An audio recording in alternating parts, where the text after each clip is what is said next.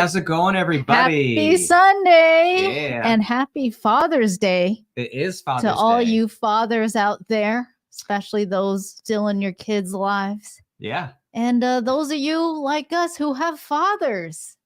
We're going to be seeing yours soon. Yeah, after this, we're going to go hang with my dad and do some fun stuff. Before this, we wanted to do a very special unboxing.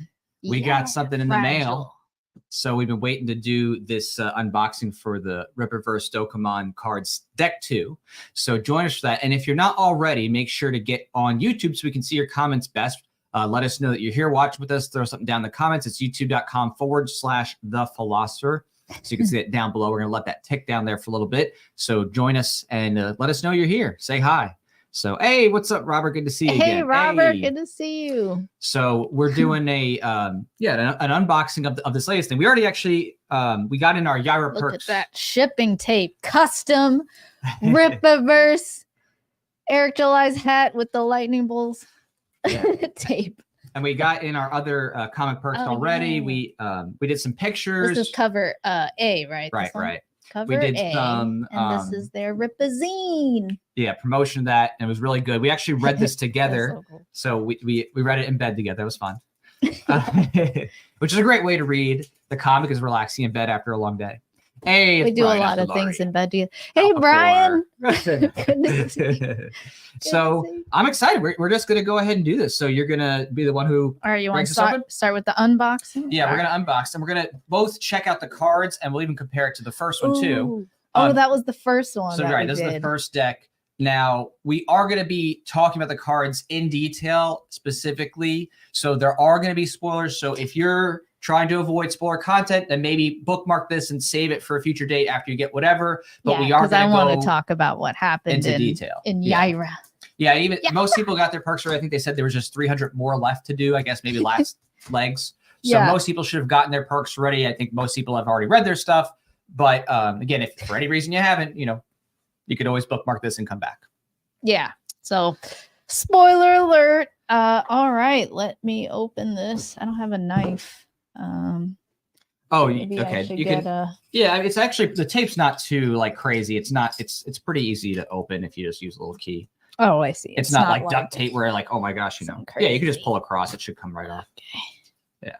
It's a kind of tape that is secure enough to keep the stuff in, but not so crazy that you're like, oh my gosh, I'm gonna destroy what's inside here to open it. So it's yeah, good. It's not like it's good packing tape. Furniture packing tape. You're not gonna destroy your comics trying to open up the box, basically. There you go. Which would be horrible, honestly. That'd be I do burpees every day, Yeah, it's a good thing you do burpees. Look at that muscle. I'm so strong. I can lift at least 20 pounds. You can lift at least 20 pounds? Per arm. That's a lot for someone who's very short. For a woman. I know. Yeah. I go to the gym and it's like someone just got done lifting 100 pounds with their arms. I'm like, what are you, a monster? No. Look at this. The box is so easy to open. Even a small Asian woman can do it. Thanks, Eric July. So how is it packed? What do we got in there? What do we got? All right. So first, got some bubble wrap. Got a layer. Right. So we got some bubble wrap. So it's cushy. So it's going to stay safe. That's good. I'm popping these. Okay. I'm so weak. All right. Oh, we got another layer. Another layer of bubble wrap. But that's what it's all wrapped in, actually. So everything's wrapped in. So be careful. Oh, whoa. Oh, boy. It's like Christmas. Jiminy Christmas. Or whatever they say. Jiminy Cricket. Jiminy Christmas. All right. We're going to throw this. That's what happens when English is your third language. Oh, this is so cool. This one's colored. Ooh, there you go. Whoa. So now we can see the comparison. It's a whole different level. Wow. Right? This is it's it awesome. was very cool. And you got art on it, but it's cardboard. This feels like a pizza box kind of thing. But with it feels like a pizza custom box. Paint job on this. This is I just bought a game. Yeah. I bought a game or something. Right. It's got that nice. And there's Dragon Balls. Nah, that's just what it reminds me of, Dragon Balls. It doesn't remind me a little bit of Dragon Ball, but it's not Dragon Ball. Whoa. Oh, that's so cool. Yeah, show it up close to the camera here. Hey, it says Dokumaan, right? I think it's Dokumaan. Archives. And then on the sides, it says Once open, there's no going back. They really warn you before doing this, huh? Beholder beware. It kind of scares you. It makes you wonder, should I... Keys to hidden knowledge contained within. Is this the knowledge of the tree of good and evil? I'm sorry, the book of good and evil. Okay. The individuals documented within the following archives are those whom I have noted as being exceptional during my continued watch of the realms and suspect they shall play a significant role in the events to come. Hey, Rippaverse. Oh, this is cool. Nice work. I mean, this is really cool and impressive. Yeah. And it's just the box. Notch up. So, yeah, nice. So they did a good job, really. You really feel like a fan of the Rippaverse that they keep improving their right, their exactly. Quality. You're always seeing them grow, which is super cool to see. Because again, that's how it goes. You create something brand new. It's never been done before. You have to sit there and see what works, what doesn't, and then you learn about what to do better, and it keeps getting better. That's how it goes. Yeah. So it's really. Is this your first time seeing this too? The box? In person. I've seen it online. Seen the box. Like I've seen like just because they have the box when you go to get the perk, but I haven't actually, of course, seen inside. I've waited till all this right, moment, let's open it. Ready? Yeah. Is it gonna be dangerous? Oh, okay. What's in here? It's Chad Rand. Hey, Chad Rand, bloodruth. So that was one of the ones that they showed. I think they did a tease on it, and they showed that they would have Chad Rand. So that's a known character that was going to be revealed, and there's supposed to be ones that haven't. Look been at this art. Like as I move it, you can. It's got. Is it lenticular printing still, right? Is it two? Yeah, like two scenes in the back, basically? Right. So it's got like a sense of motion to the background. Right. That's super cool. Oh, but he stays still. That's interesting. Hey, that's really cool. I love that. Yeah. All right. Because like in the old one, right? They also did it's lenticular printing. It's where nice. It's got that ribbed kind of feel to it, and if you do the artwork a certain way where you do the printing, it gives a sense of motion to the backgrounds. Oh, so awesome. All right, so I'm gonna take the rest out. Yeah. So you can all right, see. so nice and There's it's now de-virginized. There's nothing behind there. This is no longer mint in box. Yeah. It's been opened. That's true. Well, but that was always the goal. I guess we'll keep it for our kids when they're older. Yeah, especially I'm like, okay, this Yaira issue is definitely like 18 plus. 18 plus. 18 hey, it plus. depends on your size. I don't think that's 18 plus, but what would you say it is? No, I mean that Yaira, in terms of language, they censored out a bunch of the words, and the most gratuitous thing was in terms of like sexual content, which is not even sexual. It's just spoiler. She took out his breath, right, Brian's breath. They're totally making out. Right, they made it look like a kid. No, it's like written like PG-13 at most. Like we're borderline, really. It's more like 12. I guess it depends on your sensibilities as a parent. It ain't 18 plus. Let's put it that way. Let's make it seem like you're not reading this till you're 25. Yeah. Depends on the. All right. Whoa, Chad Rand. Okay, so first one up is Chad Rand. It's cool. There's a Rippaverse 12 at the bottom. So that's good. It's numbered, right? And then on the back, there's a bio. Oh, but that's of a different card. Never mind. I didn't realize that you put the whole deck together. Sorry. No. It's a thick card too. Thick snicker. I mean, it makes sense. I guess I won't read all of this. I will. Yeah, don't worry. This is Chad Rand, Lincoln Eusebio. Huh. So in the first ones, I'm just going to look at these numbers real quick because in the first deck, they actually are numbered at the bottom. So I'm wrong. You're right. It's a whole deck. I should take it out. It's not one card. Okay, so hey, I'm right about something. All right. I was like, that doesn't look right. And then this is a little out of order. Okay, so there's two. So Yaira the first was 2 because again they put the numbers. So I'm just seeing what it goes up to see the continuity here. Oh, does it go to 11? Right. It looks like it's 1, 2, 3, 4. Hey. 10. Let me see here. 11. Where'd it go? Right. Okay. 5. There we go. Yeah, it goes to 11. Cool. So 2, 3, 4. Right, I'll flip these. 5. I'm pretty sure 11's there. So then it just goes 12. And this is bloodruth. Let's see here. I didn't realize how disorganized this was when I put it back. Yeah. Here, there we go. I'm good though. 7. Go 8. through. This is Sydney Bloodruth. So I meant to show this is Chad Rand's bio. That makes more sense. Yeah. I was pretty sure Chad Rand's not Lincoln. Hey. Whoa, this is awesome. These are like huge playing cards. So let me take a look here. I'm gonna read this after we go through. Okay, so that's a new one. That's what we want to be careful of to show and make emphasis on because so far, we definitely have seen obviously Cherin before with isom. Sydney we knew about with the Bloodruth preview. So now we're gonna get into some characters who Sanford Williams, which we've seen, and he's the hand on his ranch, his isom's ranch hand. So that's a character that's been seen before, but it's not. You gotta cover your face because it's looking for a face. Oh, got it. Yeah. Face. Okay, cover my face. Cool. So okay. And then lastly of this set is Lincoln. So there's 3 total sets. I don't know that I've seen him before. So I'm kind of I have to check his back. Like, has he been in the background or something? I don't know. It just doesn't pop out to me. Yeah. Oh, it does show first appearance isom 2. So then maybe it was like a quick. Maybe it was a quick thing. He wasn't a focal point. Yeah, we'll read that in a second to see. All right, here's the bag. If you want to put those back. Okay. Well, I'm not gonna put them in yet. I'm gonna. Oh, you're because we're gonna read them. Yeah. Oh, okay. And then this next set here, starting at 16. Let's take this. So.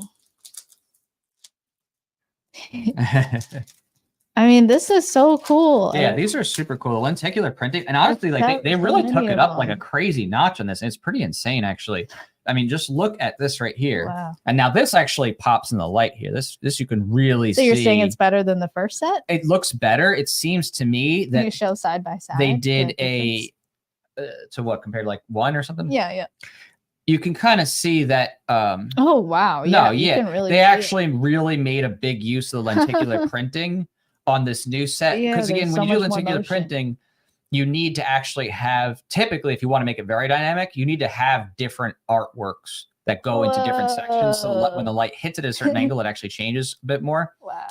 So this, if you see here, it does feel like it's 3. So I wonder if they actually did 3 images, or if this is just more the effect. Ooh, great work, Eric July. It seems more. The Rippaverse team. Why do I keep doing that? Because Jack did a hilarious skit. Yeah. He was the anti-Rippaverse. You should watch good to see you, David. Those are hilarious. Yeah, Jack Lloyd. Go to his YouTube channel. You want to go through the rest of these? Oh yeah, we're gonna go through. Yeah, I liked your comparison. That really showed they really stepped it up a notch. Yeah, not just the box, but the cards. Yeah. So this is I think we have seen this is Galvin. Right, Alpha Core. I've seen this guy before. Oh. And they. What do you want to see? The close up? There you go. Yeah. I just like showing the. Right. Hey, cool. All right, I'll hand that to you. Yeah. This other one, Billy Bob. I don't think I've seen him before, actually. Have you? Billy Bob. I don't think so. It's like Fire Sasquatch. It says first. Wait. It says first appearance Alpha Core 1. Okay. So never mind. Yeah. I don't know why. Some of them are more because that was a quick one. I remember Chad Rand, but maybe it's because he was on the cover. Yeah, and obviously I remember Galvin because he was a main tease Galvin too, was cool in the trailer as well. I remember that. Yeah. All right, this is Mick Davies. Oh, I remember this character. Right. isom 1. isom 1. Right. He's part of it. Wow, neato. Here you go. Neato. All right, here's the next set. All right, thank you. All right, this is the last set here. Last deck of cards. Oh, this is so cool. And this one too has a blue color. Oh yeah. Yeah. Like they changed up some of the colors. You know, some of these in the corner have different colors. Oh, pretty. They have an outside color that matches the interior. Nice. All right, this is Stefania. Yeah, back. So here. Yaira number 1. Oh, and Yaira. That's right. So that's Stefania. Then here you have Altona Daniels. That's cool. Hey, first one, isom 1. Okay, awesome. Now I'm a little confused because. And lastly is Goodyng. I like his name. So Goodyng is the one that is new then. Whoa, look how cool that looks. Like, wait a second. I really like Goodings. And on the back, you could see Gooding's first name is Kato.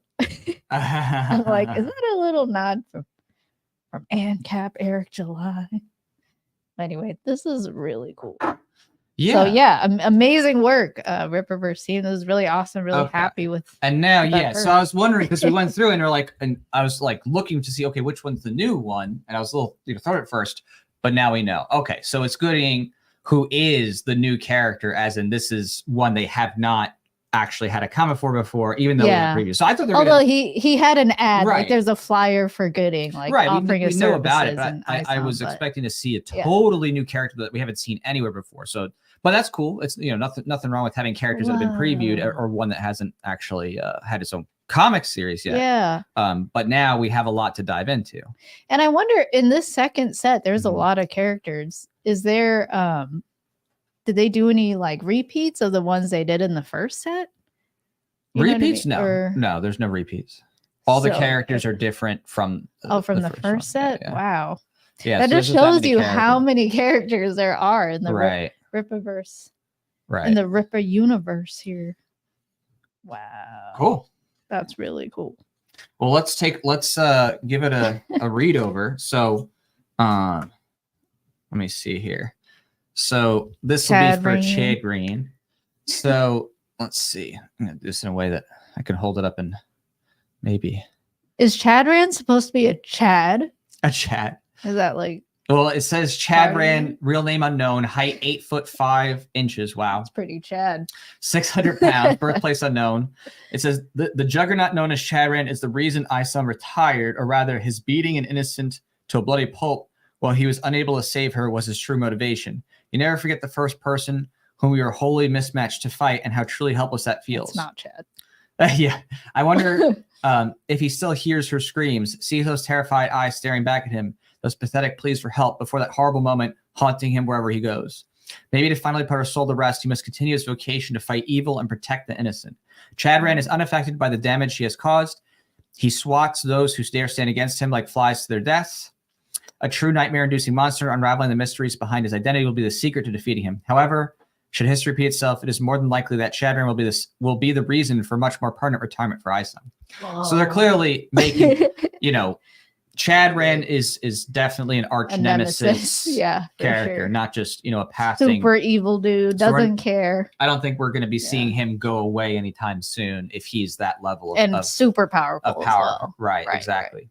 And this is a power observation nearly invulnerable to physical attack. So does that mean magical attack will work? Because that's always a question right after. Well, Yaira's ice. Is Yaira magic or is she just ice?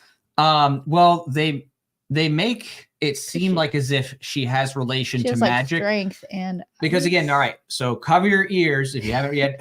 Yaira would, because as I said, there will be. If you care about spoilers, then say this for a week. Pause right now. Add it to your.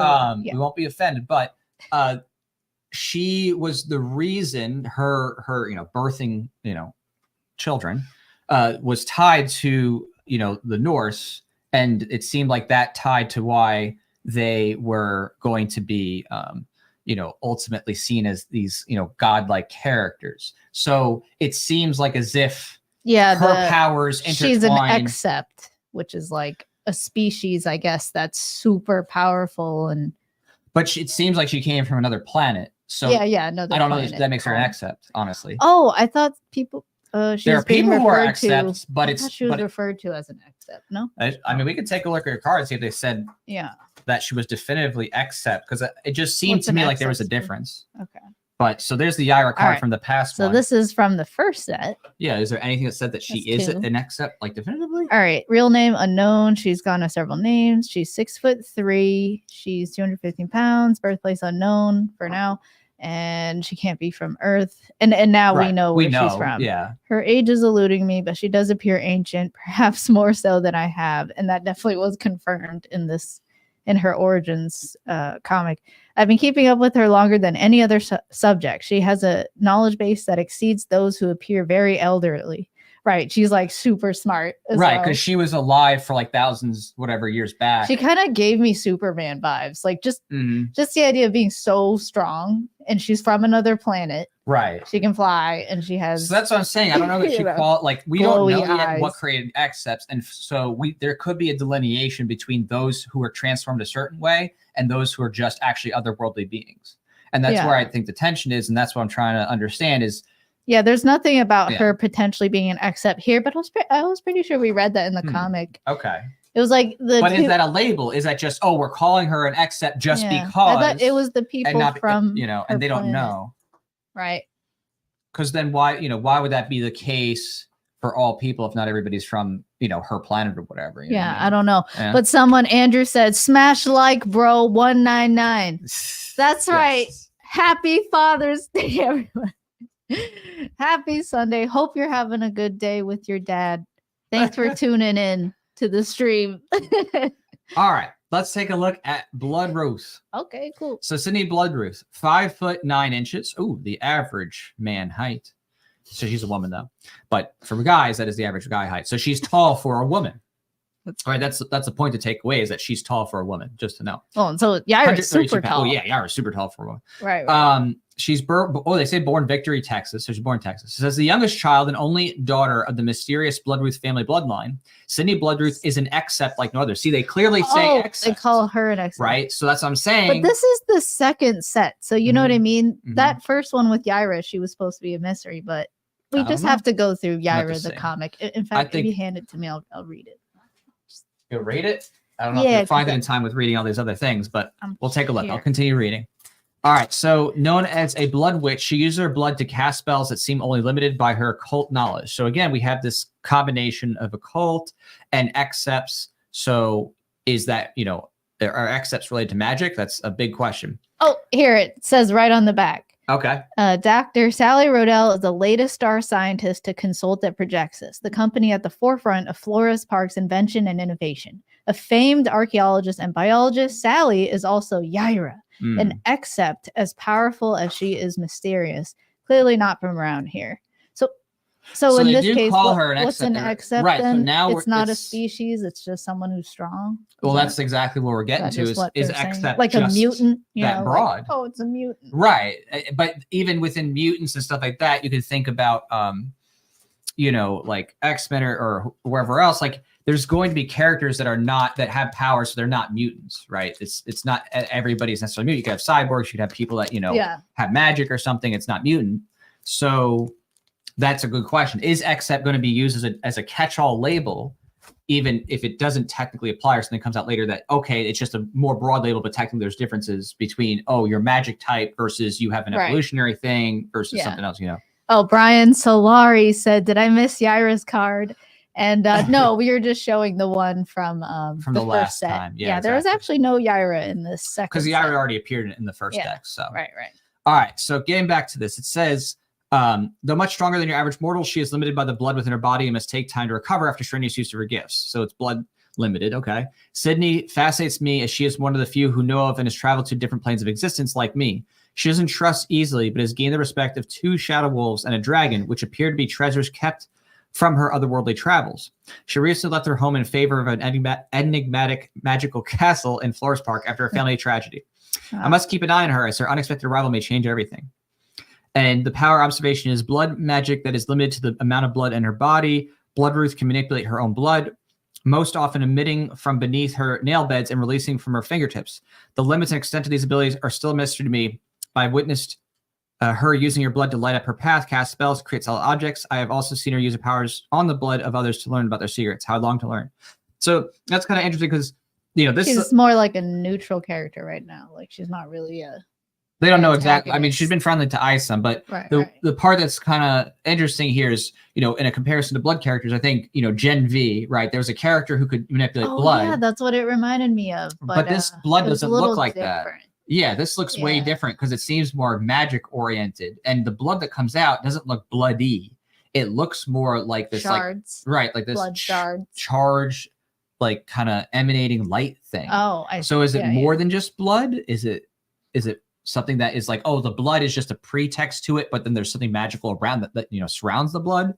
Well, she has a dragon with her. So. Right. She clearly has some type of like creature she can unlock magically or use, almost like a, extra character. Oh man, there's like 4 layers to this. No. This one really has a lot of dynamic range to the angle. Yeah. 4, 5. There's literally there's a lot of 5 levels art. Let me just kind of zoom in here. How do I? Oh, thanks. Thanks. Oh, look at that. So, like, you can just see, like, it starts here on the bottom left corners, and then as you move up, there's literally like 5 different layers. There are, yeah. It's a pretty dynamic card. Each of these cards are really. All right, let's take a look at this next one. Sanford Williard. So I'll take that from you. You want me to read it, or? Sure, if you want to read it, definitely we can pass off. Okay, so he's 6 feet, still shorter than Yaira. 205. Here, hold it on up. 205 pounds. There. Oh, yeah. Dude. There you go. Hey, Sanford Willard. He looks like a Texas man, no? Like he raises cows. Okay, so this farmhand piqued my interest while he was employed by Isom's alter ego, Avery Silman, and resided at the Excepts Ranch hidden away in Shadow Valley. As a worker, he is dependable, loyal, and strong-bodied. He is devoted to Isom, though I do not know what created this bond between them. What brought this man to work here is of intrigue to me, as Isom rarely surrounds himself with those he does not deeply trust. I must uncover their history, as their future has shifted after a chance encounter with subterranean devlings. Sanford was changed, though how and into what is too soon to tell. After a brief disappearance, he was recovered and observed with glowing incantations across his back. He feels different, no longer human. But for what purpose? Could it be that I'm not the only one observing these accepts? Does another attempt to change the game by altering the rules? I just like how all these cards, like, it's just like a cool idea to have this character called Dokumaan, who's just overseeing everything, and then he gives you a watcher his character. Secrets, quote unquote. Like, that's a fun way to like give you more information about the universe. Power observation. Sanford is no longer human, but I am unsure if he has become an except. Glowing marks have appeared and vanished again from his back in a language that is unknown to me. So some language. Some great power has been placed within him, but for what purpose? A pawn in the game has become a piece worth playing. He is in peak physical condition for manual labor with outstanding endurance, making him a key candidate for this new transformation. It's literally Texas man. He's in peak from being outside, peak physical condition. Yeah, it's interesting because they're suggesting that something, and here's the important, they say is no longer human, but I'm unsure if he has become an except. So they're actually starting to say there's a difference between excepts and humans. Like literally human and except are separate categories. And but also a third, because you said I'm not. Right, and also potentially more, maybe 3, maybe who knows. But except is definitively non-human, as opposed to like a mutant who, technically they're human, but maybe the powers they're calling. So that's going to be interesting to see. Why is it that they're not considered human? I would say just, I mean, I wonder what your opinion is, but so far having read Isom 1 and 2 and now Yaira 1, like, and what was it Bloodruth an issue that we read, or is it just she had her own side story? And no, it's just side story. 2? Yeah. Right. It's just side story. Yeah. It felt like almost like, but it's just such a rich universe. Like, I can see how there's so many things left to be done. And then you have goodyng coming out, that issue. We just read Yaira. Bloodruth is going to have her own. Apparently it's going to be more like horror, like more for horror gore fans. And then what was the other one that's coming out? A Horseman. Yeah, I mean, it's just incredible. Just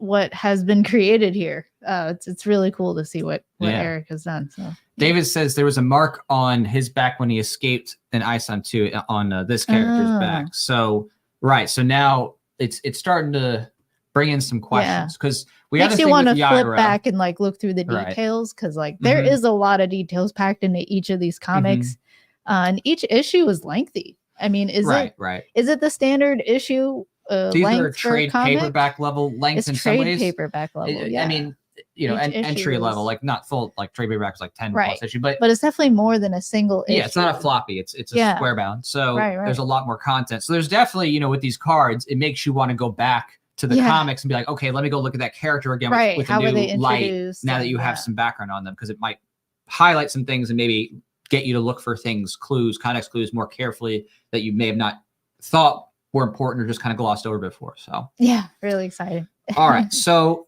Lincoln, right here. Lincoln. Use bio? Is it Eusebio? I don't know. Eusebio? Someone help me. I don't know. Someone from the Eusebio. Rippa team. Someone from the Spanish. I would imagine it'd be use Use bio, or is it you say bio? I thought it'd be Eusebio personally. I don't know. I'm just I can making it see up. that maybe. We'll find out. So his height 6'2", 200 pounds. Florence Park, Texas is his birthplace. First appearance is in isom 2. It says here about him: when his employees are in danger, he will physically get in the way, even though he's surrounded by security. Lincoln Eusebio is not who you would expect to be a founder of Projexis. So this is founder of Projexis guy. Here we go. His inspired but unorthodox approach to how he runs his company has made Projexis known as the leaders and innovators in the industry for cutting-edge technologies and transhumanism. Oh, okay, interesting. They bring in transhumanism now. So we have a connection here, more details about him, especially as relates to Yaira too, because she's working there. So what could be more important to those without superhuman abilities themselves during such uncertain times? Lincoln is a futurist and a philanthropist on the surface, but the world-changing actions of Projexis seem to be more self-serving. Corporations work outside borders with the cooperation of different countries' governments, and Projexis is making a lot of friends. The only question is why? A man full of dreams and ambition. I wonder what the source of his endless financial resources is. Who are his allies and what are their interests? So lots of unanswered questions on this guy who's the founder of Projexis. The power observation here is he has genius levels of intelligence matched with what seems like a military level of training. He shows no signs of being an except, but what he lacks in superhuman powers, he makes up for in tech and resourcefulness. So this might be a guy who uses his resources at Projexis to maybe give himself some special, abilities. Maybe it's through technology, like a suit or something. Who knows? Right, because they mentioned transhumanism. Yeah, transhumanism. So there you go. Maybe he's human, but he has enough money and the means to get technology to suit up. Yeah, suit up. So Lincoln is all Projexis at his massive wealth, which allows him to live like a king as a titan of industry. All right. So we got rich guy, tech guru. Nice. We'll see what he ends up doing with it. Yeah. Oh, and Dokumaan as a character is not really in the comic, right? We haven't seen him. I mean, I haven't seen him in any of the issues in the core yet. aspects of anything, as far as I remember. He seems more like he's an observer. An observer because he's like is he basically the Grim Reaper? No, I don't think he's a Grim Reaper. He's like a watcher. So it's like and he says he travels to different realms. Right. So it's someone who's kind of observing. I don't know if they'll have a grander purpose later on, but certainly it gives us our insights for now. So yeah. All right. We have Galvin. Galvin James, 5'10", 165 pounds. Hey, that's close to me. Well, Florence Park, Texas. First appearance, Alpha Core #1. So this Except is extremely dangerous given his commendable powers and Galvin's willingness to lend them out to whoever's happy to pay him handsomely, right? So it's a mutant for hire, an Except for hire. A simple-minded creature, Galvin is prone to manipulation and emotional outbursts that bring him much unwanted attention and trouble. He became of interest to me when a run-in with the law pitted him against Braxwell of the Alpha Core, a battle he was destined to lose. Well, I guess not that strong, right? However, Galvin is resourceful as he found himself in the employ of one Michael Copper. Galvin may be a pawn, but his incredible shock powers and abilities to emit stored energy from within his body through his fingertips will keep him as a main player in this grand game. Oh, okay, so he's going to stick around. Unlike others I've observed, he has no morals, making him a lethal and chaotic wild card. Indeed. Oh, okay. He's a chaotic neutral character. No, he's not neutral. He's a chaotic evil. Oh, but because he just hires anyone who he'll work for anyone who says he has him. No morals. Well, I would think someone with no morals wouldn't be neutral. They'd be, probably evil. Yeah, I guess I just because he has emotional outbursts. He'll work for anyone who'll give him money. So right. I don't. Would that be evil, or is that just like I don't care? He's chaotic and he ain't a good guy. So Galvin is able to transmit powerful electrical energy and surges from his fingertips. The colors vary. I wonder what the meaning is behind this and how it affects his powers. He is not, however, able to create electricity. Oh, Galvin must come in contact with a direct source of energy to be able to use his gifts. Well, electricity is everywhere, actually. So he should be able to pull off electrons from atoms around him. Maybe we'll see. Billy Bob. Aren't electrons like in the air? Yeah, you can have charged particles because electrons are, they're just the outside of the atoms. So technically, you can strip electrons off of many different types of atoms. That's cool. So Billy Bob Quinn is actually a pretty big guy. Wow, 6'7", 420 pounds. Yeah, I can. He's 6'7", 420. Billy Bob. Birthplace, Florence Park, Texas. He was in Alpha Core #1. All right. The Except, a hillbilly man simply named Billy Bob Quinn captured my curiosity after a reach-up match with none other than Alpha Course leader Brian Solari, which remember the table scene. He was amazingly able to hold his own with his extraordinary fire Brian powers. Solari's here. Yeah. Or he was. Right. Let's see here. He can emit flames of extreme degrees from the palms of his hands strong enough to stop Solari in his tracks. Billy Bob rents out his awesome abilities, and his powers are at the disposal of the highest bidder. Okay, so another mercenary. Except for Haya. It appears someone he refers to as grandma is the one overseeing setting up his jobs. Is that his grandmother? They live together in a trailer on the outskirts of the city. I almost feel sorry for the man. Perhaps under different circumstances, he could have just as easily been led to the side of the angels. I will continue to monitor his path, for this fiery fighter will prove difficult to extinguish. All right, he shoots incredible flames from his hands and can withstand great heat himself. However, he is limited by the laws of physics and cannot create his fire without the presence of oxygen. Okay, so that's a big limitation. No oxygen, no fire. I like that tie to like actual physics. Cool. Right, yeah, definitely trying to make things for real. Yeah, and have some limits and not just have like a bunch of OP characters where right, if you just do all they OP, can destroy the entire it, universe. right, And there's like no competition. Yeah. All right, we got McDavies. McDavies. Right. All right, so McDavies up in here. Name McDavies, 6 feet tall, 210 pounds. He is from Flores Park, Texas, and he was in isom 1. The human long arm of the law, McDavies, has his hands full dealing with the growing except population of Flores Park and the trouble they can bring with him. McDavies is a decorated officer, loved by citizens, but feared by his fellow officers. He has already had encounters with numerous excepts, but wisely works with the Alpha Corps in more direct conflicts. McDavies does not appear to be an except, although his leadership, powers of deduction, and critical thinking make him a worthy opponent. He is likely to have more encounters with excepts, as those with power are often happy to follow their own laws. A police sergeant who is not afraid to lay down the law with excepts and officers like McDavies and his forces will work diligently to keep the citizens safe and deter excepts from running unchecked in Flores Park. So McDavies has never shown any suggestion of acceptability, though he's fearless in facing them. Is he determined to die in the line of duty, or does he have some unknown advantage against the growing except threat? He is a skilled officer and resilient, resourceful detective. Okay, is it just me, or does he remind you of that character in Batman? A Gordon? Yeah. At all. Not really, because he seems to be more direct. Gordon Yeah. always kind of just chilled in the background and like go talk to Batman kind of thing. He seems to be more like a hands-on kind of guy, a little bit more. I see, Yeah. and he's a And decorated Gordon was always like kind of the officer. outsider too. Right. He's not. He doesn't seem like an he was a outsider. police sergeant. He seems like he controls things, as opposed to being a detective. Yeah, he's like Okay. a head as opposed to being like a detective. Got just it. Doing He's his own a beat. police sergeant. Yeah. Okay. All right. Cool. We got Stefania. Yeah, so we just encountered her in Yaira. Right. We just encountered her in Yaira. Or that's where she was introduced. Right. Okay. So, real name, Stefania Martinez, 5'6". Wait, what? What? It says What? Oh, wait. No, wait. Oh, okay. That's the pounds. For a second, I LDS. thought it said 1,000 pounds, but I just read. Hey, that's how much I weigh. Whoa, she weighs. She's like how much I weigh, but she's like 5 inches Right. taller. Yeah, according to this, the one looks like an L or the L looks like a 1 for a half second. So I thought for a second it said 1,001 pounds, Yeah, 101 pounds, which actually is pretty dangerously skinny for that height. It is. You It's can see it dangerously says skinny. 1,000. Yeah, it looked like 1,000 for a second. Yeah, 1,011. Yeah, if you want to show it. See, it looked like 1,000. And I was like, wait, what? And 11. For a half second again. Reading up close. All right. Anyway, so 101 pounds. So she's crazy skinny. Like she needs a sandwich. All right. Flores Park, Texas, where she's from. She was in Yaira number 1, for those who read. Who is this street thug possessing the same powers as Yaira? Has she been cursed to draw the witch out?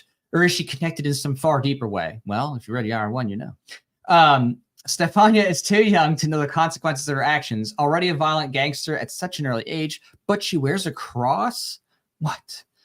So many gangsters wear crosses, though.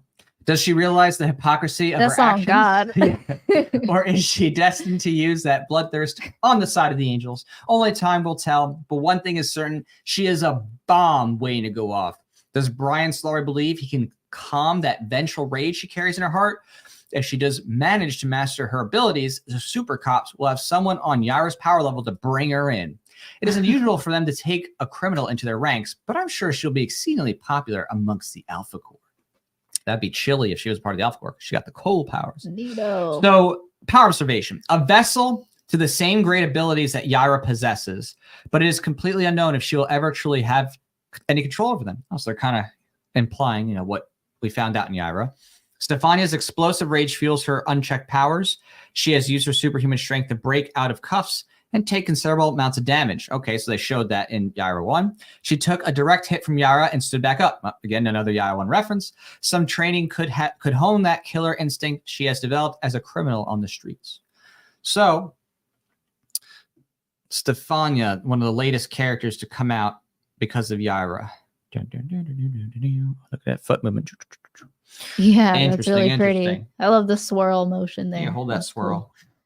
Cool. Hold the swirl. Hold the swirl. Whoa. So that's definitely one of the more newest, character releases. So that's definitely qualifies as some new content. Yeah, I actually didn't notice she had a cross. Now that I think about it, when we were reading through it, maybe it just didn't stand out there. But that's cool. Crosses everywhere.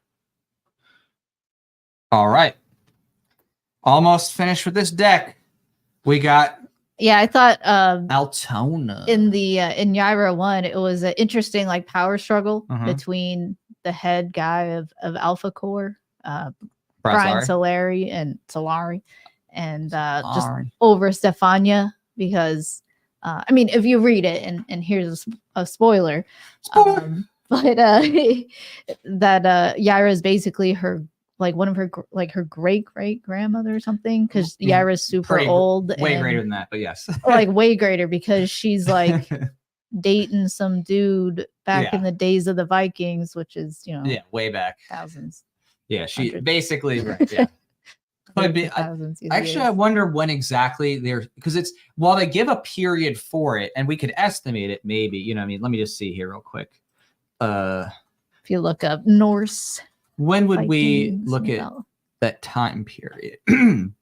Because what would be but it's basically that she's super old, and it took maybe hundreds of generations or something of her lineage with that dude for finally there to be powers in Stefania. Right. Some people say so. Apparently, again, there's a range because people are not sure exactly when it could be back, but it says at least 1000 AD, but it says it could be traced potentially back to 5th century AD, maybe even longer. In other words, at year 500, year 1000, maybe even longer. Some people are not clear on it. So we don't know without years of specific, isn't that hundreds of thousands of years? No, you mean hundreds to thousands, not hundreds of thousands. Yeah, hundreds to thousands. Potentially hundreds to 1,000.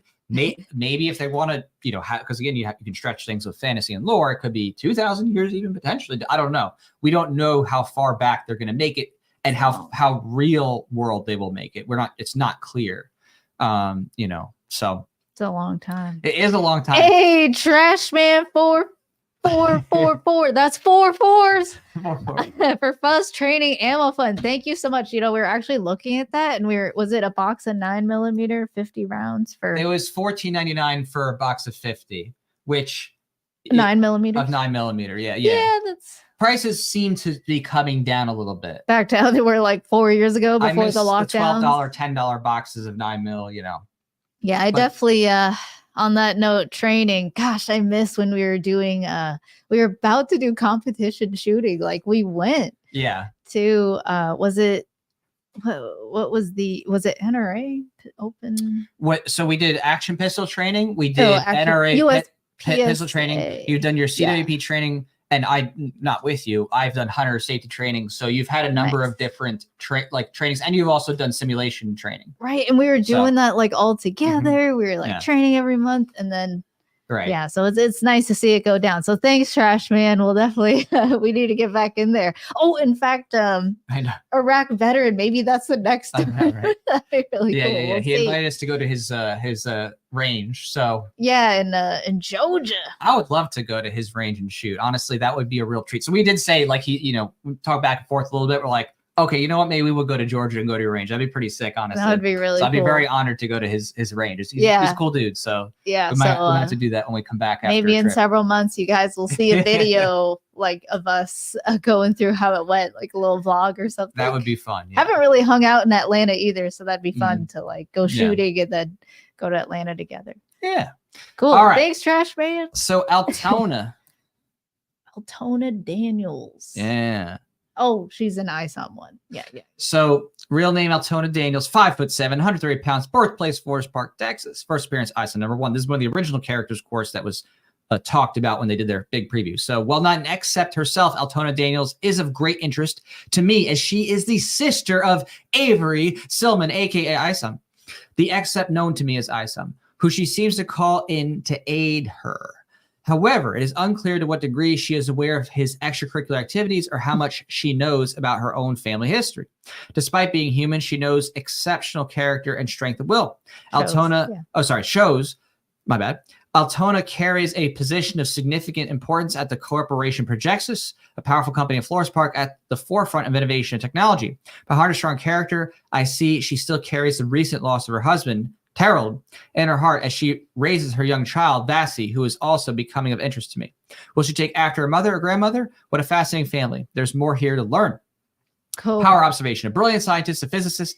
Do not let her size fool you. She was a star soccer athlete for FBU.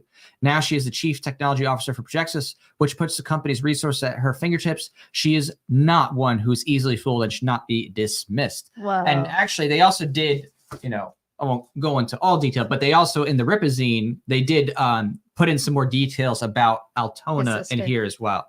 Yeah, so there's some more where they have Lillian Renashi's spilled tea. They put in there some more details about the universe and characters. So between the cards and Rippazine, you get some more universe development. Can I just say this is how you represent the rainbow? Okay. There's green, there's orange, there's purple, there's blue. Okay. But definitely, this is a great. No, I love it. I mean, yeah, it's cool. Literally, it's really they did attractive. such a good job. It catches your eye. Dude, Isom's orange, Bloodruth is red, Renashi's purple, Yaira's blue, Alpha Core's green. Right. I mean, they got the colors. What colors they need next? They need pink, brown. They need pink, orange, white, baby blue, baby. baby blue. Well, they got yellow. Like these. What are these flags now? LGBTQ2. Right. 1, 2, 3. 4, well, for 5. now, we're gonna focus on goodying because. Oh, and this is the last one. Okay, right. This is the last one. So, goodying. Right. At least now we got some yellow color going on because he's got this kind of cool outfit because he's blue private and business yellow. guy. So. Almost reminds me of Fallout colors, the blue and the little bit. It gives a little Mises bit. Caucus. A little bit. So he's super techie inventor. Right. And they're showing behind him, there's like, these things kind of floating around him. It's like this. He's got some tech that's kind of just like hovering. It looks cool as you do the lenticular turn. And this is his lair. It's moving back and forth. His inventor lair. Right. Cool. Yeah. All right. Very so this cool. is going to be the next comic coming out. So it's and I believe this one's by Mike Barron, right? I'm pretty sure. Oh, Goodyng wrote. Let me double check. Is writing the issue for Goodyng. Let's double check because I don't know why my brain's having a fart here, but it's a good thing. Goodyng. Let me see. Yeah. Goodyng. Sorry, that's so funny. Right. Yeah. They Mike have Barron. fun names. Right. Mike Barron's doing this one. That's right. I just think there are so many good names. Yaira, Chadran, Brian Solari. I mean, it's just cool stuff. Lillian Renacci. Yes. DCC also says, Davis says it is. Yeah. Mike Barron. Of course. Yes. Who also did Florida Man. Right. So. Right. Yeah. He did Florida Man. Yeah. Which I read that one. That was an interesting comic for sure. Did it represent Florida Man? It definitely was a very trailer what trash part of Florida comic. man and woman? I know, because there's many kinds of Florida men and women. It was the trailer There's trash Miami, of Florida men and Man. women. Yeah. There's Tampa Bay. It was like the bad headline Florida man comic, which it was really weird and wild and There's fun. the Panhandle Florida It's people. definitely That's a certain basically type of Bama yeah. people and Georgia people. Right. Once you get to the north, it's basically Alabama and Georgia. So, right. which part of Florida you talk? It's more the Gators north. and the Everglades kind of Florida. Yeah, definitely. All right. So Goodyng, his real name, Cato Goodyng, height 5'11", weight 195 pounds. So with 195 pounds, he's got some muscle. Flores Park, Texas is his birthplace. He did appear in isom number 2. So he's a hero for the common person during superpowered uncertain times, or an opportunistic businessman with a flair for invention. Sorry, there's a question mark. I got to reread that. I'm sorry. A hero for the common person during superpowered uncertain times, or an opportunistic businessman with a flair for invention. Goodyng is the name and the man behind the full-service neighborhood future tech company. Goodyng creates and maintains all the robotics that army his various services, from home security to a full-on automated militia. Whoa. Anything to make you and your loved ones feel safe. I wonder if working with his own creations has affected his bedside manner, for he has always seemed more comfortable with machines than people. He does not seem to be in Flores Park out of the kindness of his heart, but his unique skill set hints at a richer, more complicated history. Oh. He could be an accept or simply one of the most exceptionally gifted people at his craft. Who knows? A dedicated investigator, Goodyng guarantees once hired to solve the problem with the specialized equipment. A dedicated investigator, Goodyng guarantees once hired to solve the problem with the specialized equipment. Sorry. How will you have private investigation in the market, in the free market? Well, they also showed private investigation with Salvage PI, right, in the Rippaverse. So yeah. they preview that. Yeah. So there's multiple types of, I guess you could say, private services here. So if he doesn't have the tool to do the job, he'll create it. So Goodyng seems to be more the guy who provides the direct force for protection, and then Salvage PI seems to be more so the guy who's doing the investigation after the fact, like finding someone who did something maybe, or stopping it. Oh, I see. Right. So I wonder if they'll like team up, because they're kind of like Hey, similar. at Fork Fest, miss you all. Oh, Thank you so Fork much. Fest? Oh, cool. AKA, isn't it Pork Fest, or is it Fork Fest before Fork? I don't even know. Oh, Fork Fest, the how they have like food Right. in a tent. Yeah, okay, so that's one of the one of the features. Right. People there. Awesome. Hey, James says hello from me and my toddler. Wish you guys a great stream. Oh, Yeah, thanks, James. I appreciate it. Oh, Trent cool. says greetings from Hello. South Florida. May Godzilla be with you. Yes, may Hey, Godzilla what's up, be Trent? with us all. What's up from SoFlo? We used to live there. It's hot, probably. It's Very probably hot, like very 100 degrees. All right, let's get back to the focus. Power observation. A master craftsman when it comes to robotics and medicine. His robots come in a variety of skill sets and designs, from aerial drones to dog-like sentinels. Ooh, that roam the earth. Kind of reminds me of Boston Ooh, I wonder if Dynamics. he'll meet the head of Projexis, because they're kind of like, I'm sure might there's be, going to be yeah. some conflict at some point with them. You know what I mean? because they're both kind of two into, techie people, right. technology and the new way. Mhm. Yeah. His machinery and arsenal are at the next level. He is constantly improving his creations. It is hard to tell if it is perfectionism or obsession. Perhaps it's both. He creates healing tonics and uses advanced medical equipment to save lives. Dude, I want to be Goodyng. Excepts can so easily I wa- cause. That's a hero. Just providing, being someone in the market that's providing and meeting needs. So Yeah, cool. so it seems like this character's definitely going to be good for all kinds of situations where people need to be saved. You can already kind of tell that he's going to be one of those people who comes in clutch when you need like extra help with force or to be healed, like maybe someone's dying. I mean, they're saying tonics, so that sounds like one of those health pack people, like in a video game, right? You're like, oh my gosh, we're that gonna was die. literally in Fallout, Like which in Fallout, again, yeah, it kind of I'm sorry, just the blue in the suit, it just reminds me of Fallout. I can't help it. Right, definitely different Fallout, because they're but definitely not they have the underground after stimmy nuclear packs. Fallout. But Well, they have the stimmy packs, so you Right. just like stab yourself, and it's just like, oh, my Right. health. That's a is common back. video game trope of like, oh, there's a health pack, and like from Halo to whatever, you walk over a health pack, like kind of thing. But, Okay, that just made me think. Yeah. All right, Eric, if you're watching this, you better make a video game one of these days, because this would be so cool as a video game. All the different like characters and stuff. I imagine that's the other one. But don't waste your money on a video game off the I bat. know, It's that's very a lot. expensive. I just say Build the later, universe. later. Right, later, way later. Yeah, get it But going. there's a lot of good stuff in here. Yeah, build really the cool. universe first. Build the story, then make the video game. So that way it's robust. Yeah. Family fun for years to come.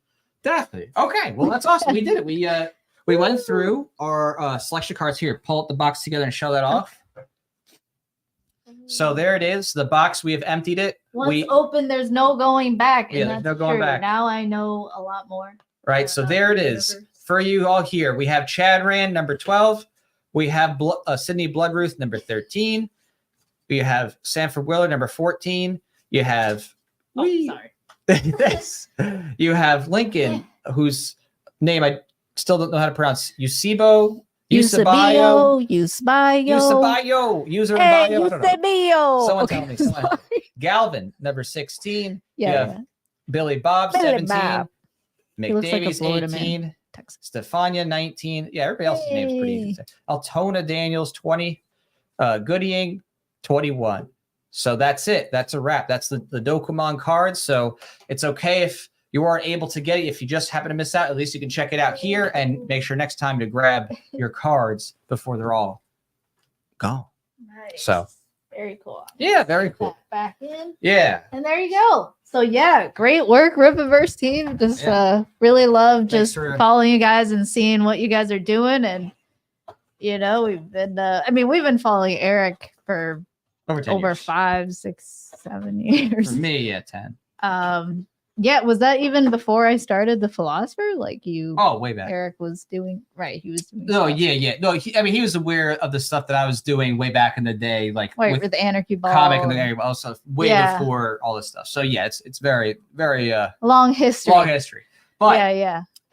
It's so cool to see this grow and to see the universe grow, and I think it's very exciting. I think that with even with all these different types of nods at what's going on with characters, it's still enough there that you're like, okay, there's plenty more to discover. It's not like, oh, everything's out there. No, it's like there's so much more to actually figure out and to see how it's going to come together. So this is good. It's good teaser content, and it makes it easy to get into it and be like, okay, I want to know what happens next, kind of thing. So definitely, yeah. I'm excited to read the rest of the origin stories, because once all the origin stories are out and done, then you're really getting deeper and deeper into the universe with isom. So it's going to be really cool to follow. And yeah. That's DCC says Voluntaryist should be a character in that video game when isom knew more back. I like that. Yeah, I love that. That's fun. Yeah, I don't know crossover stuff, this, that, but certainly Voluntaryist will continue to grow as Rippaverse grows in tandem, and we have some big things coming out for the second half of this year, especially because not only are we doing the sequel to the last issue, it's going to be Suit Saga 2 is being worked on right now as we speak. And Voluncat, our newest standalone title. Yeah, that's all I have at the moment to show. Everything else is under wraps. This is cover B. That's not cover B, actually. That's a character card. Oh, this is not cover B. No, that's from the last campaign. It's a preview of character card. Yeah, it's just a character card. But it was a little sneak teaser. There was a cover sneak preview. There was an art print that came with the last thing, so you got a teaser of that. But we're going to be doing our first ever standalone. That just shows the artist is good at continuity. Yes, that's good continuity. But yeah, so Voluntaryist one shot is also coming out. So that's what we have for the rest of this year. I think it'll be wrapped up and kicked off, those campaigns, Suit Saga 2 and Voluntaryist. So in terms of comic book campaigns, those are the two big things for second half of 2024 is Voluntaryist Suit Saga 2, Voluntaryist one shot beginning that series, first ever new title in the Voluntaryist universe. We're going to make it bigger and better than ever. I think you're really going to be impressed with what we got.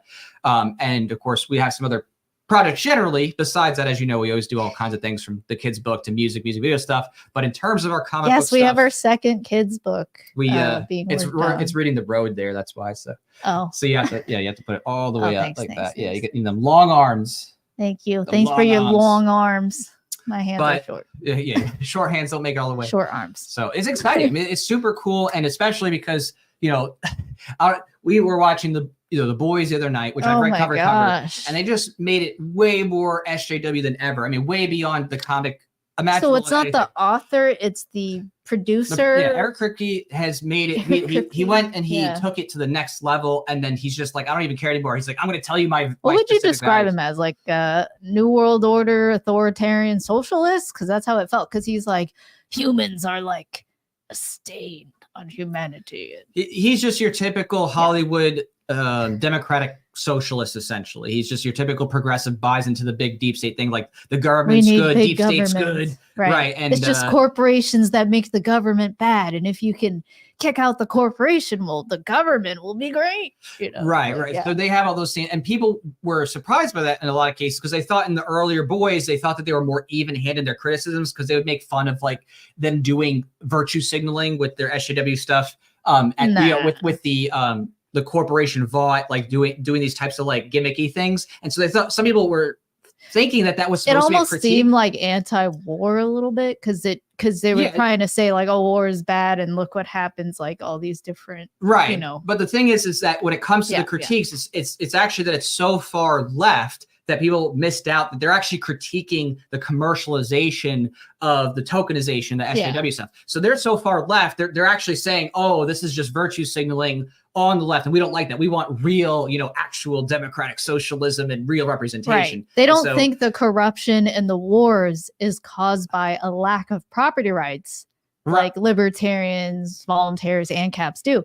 They think it's because of too much property rights. It's too lax. The government is too permissible, and it's just allowing things, and they're being bought off. They have the typical tropes of basically like they show the military industrial complex. But they don't talk about taxation. They don't talk about the Federal Reserve. They don't talk about all the coercion and extortion that the state actually initiates. They're just focused on, there's just this bad corporation here. Well, they do talk about that, but it's actually more so from the perspective that it's due to corporations. So like it's a typical leftist trope that essentially government, if they do have any bad actors or there's some bad apples, it's because those people are not woke enough and they're not leftist enough and they're not into democratic socialism enough. They're being controlled by the big corporations and the military industrial complex. Evil capitalists. Right. And essentially by people who love profit. Yeah. And so, but I mean, what he did on this new one, which was like crazy above and beyond, because he did this whole arc again. If you are still gonna watch the show, don't want spoilers, pause, whatever, or come back. This is a spoiler stream of everything. Yeah, so much spoiler. But basically, they were doing this whole arc where they had this conspiracy convention, and they took it so far. People, basically, like make America great again, Trump supporters motifs. Right. They made a bunch of stereotypes, but they confused so many different aspects to it, where they wanted to bundle so many concepts together that it got to a point that it was just ridiculous because they want to be like, oh, you're both white nationalist and anti-Semitic and also chemtrails, you're crazy. And you believe that this whole Planet Ping Pong Pizza, that whole pizza thing and the Podesta emails is just a conspiracy. Well, so you're crazy. They combine it with other things, and they go so far as to downplay Jeffrey Epstein and all other stuff, saying, "Oh, well, you think that he killed himself. You believe Jeffrey Epstein killed himself." They even said that. So well, not that you believe he killed himself. They're making fun of people who think that he didn't kill himself. So basically, what they go so far to create this wide swath that they're essentially just telling people who they are hating on, and they use the bias is like so obvious. Because it's too many topics wrapped in one, like you said. That it's so preachy at that point. Have nothing to do with the core character values, like whoever's speaking. It's not like part of their origin story or character development. Which is one thing, but they just kind of wrap up everything, which makes it feel more preachy. Like, okay. Well, and of course, it's also a change from the canon. I've read The Boys cover to cover the entire series. And The Boys has lots of bad things in it, and the guy who wrote it is certainly a leftist nationalist, and he has his communist simping stuff in there. But they take it to the next level in the show to make it modern, even more, intentionally divisive that way. Wasn't the writer already communist? He from my reading of his history and his intellectual history, he had a Love Sausage who was his sausage. Right. He had a big wiener. God, how is that? Oh my God, you think libertarian comics is cringe? How is that not cringe? Literally going, oh my God, Karl Marx has a love sausage. Like, what? Yeah. So essentially, right, they make it very clear in that comic who his sympathies are toward, even though he eventually, and this is the comic series, but Butcher kills Love Sausage because he's a tanky. So it just shows you that he has sympathies toward communism, but he doesn't want tankies. He wants his form of like democratic socialist, communist leaning society. That's the kind of thing that he's for. But Eric Kripke is just your typical progressive democratic socialist in his own flavor. So he's putting his values in there very clearly, and he even uses Firecracker or whatever her name is, who's the American nationalist conspiracy girl, to be like, oh yeah, these people are just stupid and they just need purpose and they're going to be nobodies and no one's going to remember them. That's why I'm here. Basically, that's why everything believe is a lie, because it's lies to make them feel like they have purpose in this life. So basically, everyone in the liberty movement who questions the government conspiracy movement official narrative that they're putting. And it's not liberty movement. True. Liberty is just a part of it. They label it more as MAGA, but they tie in a lot of liberty or libertarian themes sprinkled within it as they go through, like the gun like stuff. Free speech, Second Amendment. Free speech is like to vilify people who want that. Exactly. So it's just it gets pretty insane because they draw the line so starkly that you just start going they're just literally, they're actually preaching directly. Like it's like the mouthpiece of the producer writer, Kripke is saying what he thinks of the people watching the show who fall into how he stereotypes his so he's version more of like people. A tanky, whereas the original he's writer. Not a tanky. No, he's Kripke. Neither of them are tankies. Oh, I see. Both of them just seems more authoritarian based on what they both of them are for. left authoritarians in terms of they want state central planning and they want democratic socialism. Essentially, that's their true values. And control. And they want to downplay, at least the modern writer for the show, he's trying to downplay the state Hollywood connections as relates to sexual assault and sexual abuse, which is crazy. Like to try to even like downplay Epstein, which is like so known. And on top of that, and like, the FBI is involved. Like it's just like it's so out of touch to be like, oh really yeah, I'm going to put this in your face where it's obviously so well known and established that this is a real thing. And even people like Harvey Weinstein, literally got charged and put in jail for his sexual assault. This has got to be. You can't. This is an Amazon original, right? So Amazon original. Yeah. And Amazon definitely has defense contracts with the U.S. federal government. Like, right, it's all deep state propaganda. Is this all part of deep state propaganda? Operation Mockingbird, right? Operation Mockingbird is where they have specific Hollywood movies or control over different news outlets and Hollywood things, because the CIA has a liaison office. They control the narrative. They're like, hey, if you want to use our government property, whatever, government tanks, whatever, give you approval to shoot your movie, well, make sure you paint the CIA, FBI, whatever, the government in a good light. And that's why it's so rare to find a movie that really goes at the core of what the nature of government is. I mean, like, that's why, big dream, but we're working to make it happen. But I want to see Voluntaryist, humanity's last stand against government as a movie. Like, this is like the anti-boys. This is like whenever the boys is, this is the opposite of that. Can you imagine, right? Except it's not. Come on, Jeff Bezos. Right. It's not how about you actually? It's not even crazy. But but just the point being is that with what they're doing at this point, it's so clearly a desperate last throw at this kind of deep state propaganda leading up to the end of this year. And who are they targeting? And young minds, young impressionable minds who are their parents don't just let them watch. And we were just talking about this too, how when it comes to these types of shows, obviously a lot of these shows are rated for like 18 plus. Yeah. It's like, there's no way this is for anything for kids, but they count on the fact and how they script it. They count on the fact there's going to be parents out there who are absent or not around to check their kids' technology, and they're middle school and they're on Amazon. They're going to watch this and they're going to see these tropes of, oh, parents are stupid, dumb, bad. Capitalism is bad. Right, capitalism is bad. Profit motives are evil. Kids are smart and they know what's best, and the best thing is to have the deep state parents are and have democratic socialism. But the state is your protector and they're better than your parents. Right. So it's just crazy how hard they're going on this angle, and it does seem desperate. Like, it's you know what I mean? Especially because they said, oh, well, this will be the last season and I don't care if it's woke, don't watch it if you like it. It just seems so desperate to try to shove down these particular messages leading up to, November this year. And it's June, it's Pride Month. It's gay. Oh, it was definitely the most. And I'm talking happy gay. I'm just gay. It was the most not Which again, I'm like, okay, here's another spoiler. They take characters. How can you give up a girl who's loving? She feeds you. You want the hoo-wee-wee? If you've seen the episode, you know what I'm talking about. Like, it's the French guy, and he has Kamiko's like his Japanese girlfriend, whatever. Yeah. I'm like, she takes care of you. She's strong. She can literally her whole face comes off, and she's strong. She's okay. She cares about you. She cares about family. She tries to feed you. Yeah. Right. She cares about you. She's like, you get enough sleep? You okay? How you doing? And he's like, I'm sorry. I want the wee because he's French.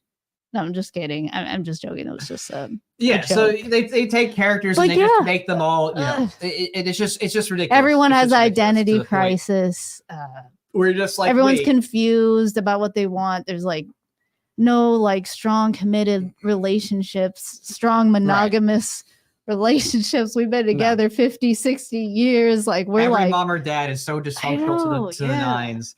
And and everybody else is just doing all kinds of crazy, nasty things. So it's again, I think the show, obviously, The Boys, is a fun show. That's why it just feels Marxist. It feels so Marxist because very propaganda. It's like F the nuclear family, F your parents, join the state. Let's have a big, strong state, and we'll take take care of each other by votes. It's really something else. And that's what I'm just saying. I'm just saying that with this type of content out there, it's just making it easier for the alternatives. For content like the Rippaverse. Right. Like for Rippaverse, Voluntaryist, and others to come out with stuff as alternatives to that. Right. You know what I mean? It's just becoming easier and easier because they're making it so with good stories that actually illustrate reality, that help you process and understand reality and appreciate it. And appreciate the beauty that is to be had in this world, and also to see the evil that is out there, so that what we got to stop, what we have to end. So it's just I love going through the unboxing for Rippaverse. I mean, it's like Christmas every time we get a box from Rippaverse. Yeah. Also, because you do load up, it's not like you get one thing. Yeah. So we like to get all the perks that we can. In fact, are we allowed to say what's coming up for Yaira? Like the perk? Oh, well, we could. Yeah, we picked up the Yaira statue, so we got that right off the bat. That's crazy. That's pretty crazy. That they had a legit a known toy maker. Toys. Yeah. Right. I'm not really into collecting toys until now. I have One Piece stuff. Yeah, from I got you. Right. Thanks, and you're welcome. Meliodas. Yeah. But this is gonna be cool. Actually, Yaira will be. I'm gonna have it on my desk because that's so cool to walk into. You got Luffy right there. You got Yaira. Right. And it's let's work out today. 50 burpees at least. I think it's gonna be cool. I'm excited to see it when we get in. We'll do a little video of it. We'll showcase it all because it's one of those. We'll definitely do an unboxing. Then unboxing plus detail up close video kind of thing. So it'll be fun. It'll be fun. Yeah. All right. Well, we gotta head out. Yeah. Thanks so much, everyone, for hanging out. Yes, hope you have a wonderful Father's Day. And thank you, Robert, for your support. Thank you, Trash Man, for the ammo fund. Yes, we need to get back in the raid and hit some more targets for sure. Yeah. Thanks everybody for coming by. Please hit Reich. Yes. Oh, and yes, David, definitely would be cool. A Voluntaryist statue.